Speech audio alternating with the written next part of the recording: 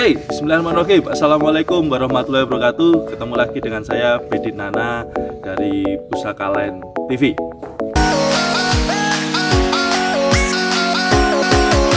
Nah, di sore hari ini kita bersama di perumahan Bukit Asri, Ringin Agung. Apa kabar semuanya, Bapak Ibu? Semoga sehat selalu dan di tengah pandemi Corona yang belum usai ini, terus jaga kesehatan, terus jaga imun, terus tingkatkan ketakwaan kita kepada Allah Subhanahu wa taala. Semoga kita selalu dilindungi oleh Allah Subhanahu wa taala. Baik, di sore hari ini kita melihat ada beberapa fenomena gitu ya.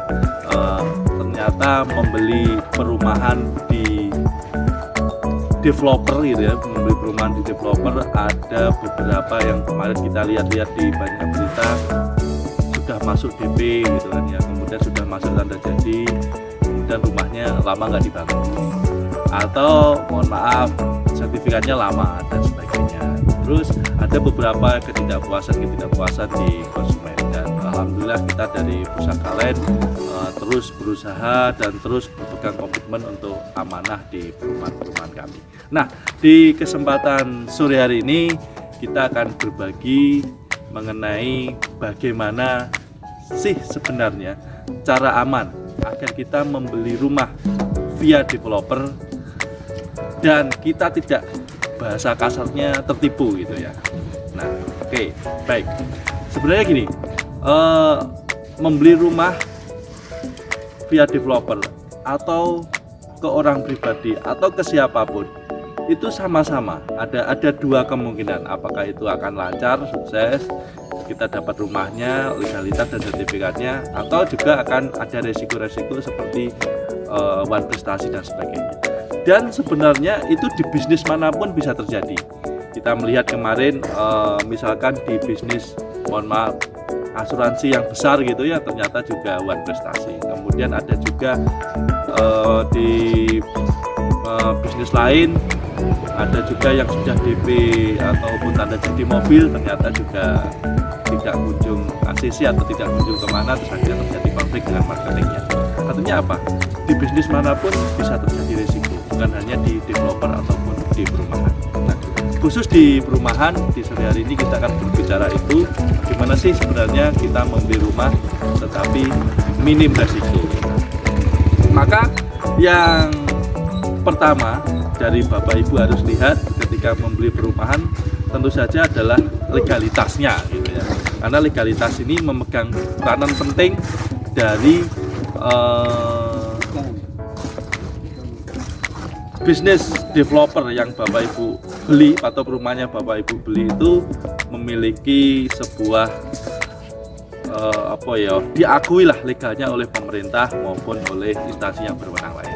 Maka dari segi legalitas ini ada dua hal, yaitu legalitas proyek dan yang kedua adalah legalitas sertifikatnya. Nah, dari legalitas proyek maka Bapak Ibu bisa lihat, kalau mau beli perumahan mampirlah ke kantor pemasarannya, kemudian tanya-tanya lebih detail, perizinannya sudah sampai di mana gitu ya. Nah, kalau kita berbicara perizinan, tentu saja muaranya adalah IMB. Walaupun sebelum mendapatkan IMB ini kan banyak banget rintitannya kalau di perumahan, mulai dari izin kesesuaian tata ruang, kemudian site plan, sampai IMB, izin lingkungan dan sebagainya, banyak banget. Nah, bisa jadi ketika di awal proyek memang perizinan itu belum lengkap gitu ya, belum semuanya ada. Tetapi sebenarnya ada satu perizinan pokok yang harus sudah dipenuhi dari awal, yang itu bisa dijadikan pegangan. Kalau perizinan itu ada, maka ke depan juga ada. Nah, apa itu? Adalah kesesuaian tata ruang atau izin prinsip gitu ya. Jadi izin prinsip itu seperti izin awal bahwa nanti perumahan akan boleh di situ, atau tata ruangnya boleh nanti dibikin perumahan. Kalau izin prinsip tata ruang itu ada, nanti izin ke depannya pasti ada gitu. Insya Allah akan keluar, baik itu izin set plan, izin IMB dan sebagainya. Maka bisa jadi kalau di awal proyek memang IMB-nya masih dalam proses, belum ada gitu. Syukur-syukur sudah ada, tetapi yang tidak boleh dalam proses adalah izin tata ruang atau kesesuaiannya. Maka ketika Bapak Ibu membeli rumah, izin tata ruangnya sudah harus ada. IMB-nya boleh dalam proses, tetapi tata ruang tidak boleh dalam proses, harus sudah ada. Akan lebih baik kalau ngecek ke dinas setempat, PUPR, Perkim dan sebagainya. Ini perumahan ini izinnya sampai di mana gitu ya. Itu mulai dari izin proyek.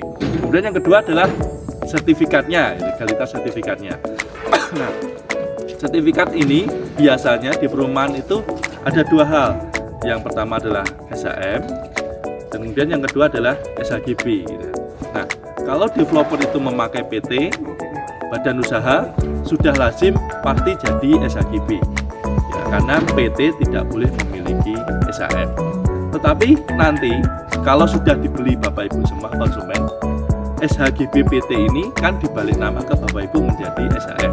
Nah, ketika menjadi SHM itu bisa ditingkatkan menjadi SHM atas nama Bapak Ibu. Jadi jangan khawatir, walaupun tanahnya SHGB atau atas nama PT, tetap bisa nanti ditingkatkan menjadi SHM ketika sudah dibeli oleh Bapak Ibu. Tidak menjadi masalah. Yang perlu diperhatikan adalah sudahkah SHGB PT atau SHM-nya itu atas nama developer yang bersangkutan. Nah, itu penting.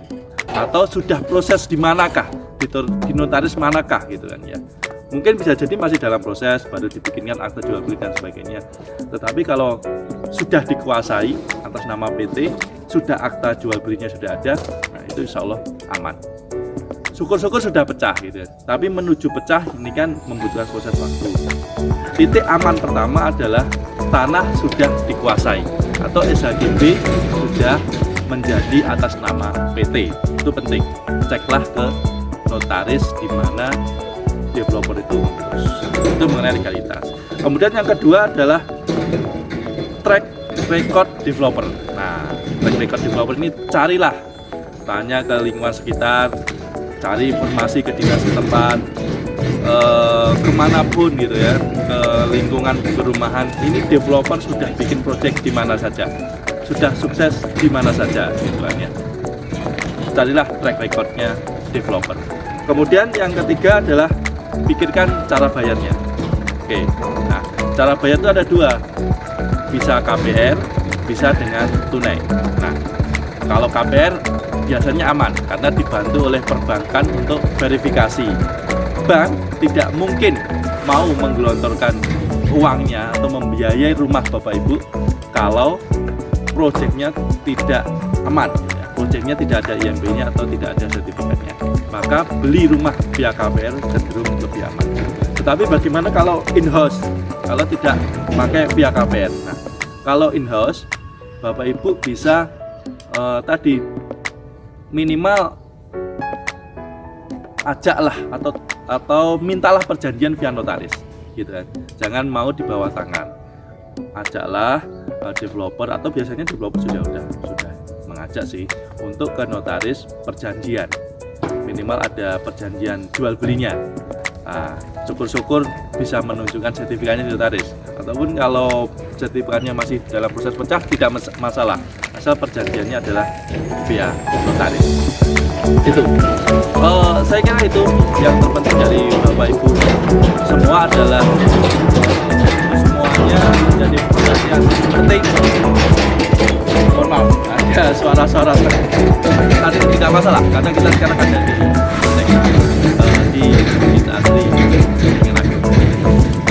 Oke, saya kira itu kita akan sambung lagi di kesempatan berikutnya mengenai, kita akan berbicara mengenai properti hanya di Pusaka Land TV.